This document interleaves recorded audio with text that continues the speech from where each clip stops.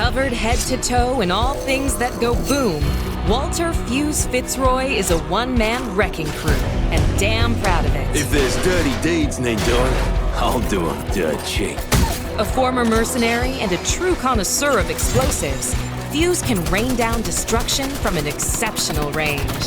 Never met a problem a compound explosive couldn't fix.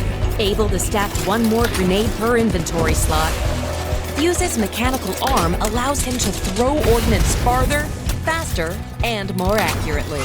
Back on Salvo, they call me the Grenado Tornado.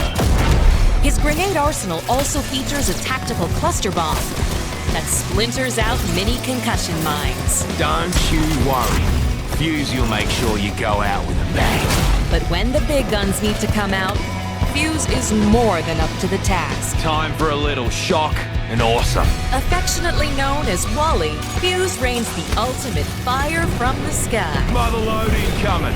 Launching a mortar that explodes and surrounds his adversaries in a ring of fire. Let's get rowdy. This beloved Salvonian champion sacrificed everything to join the games. Just wasn't your moment, kid.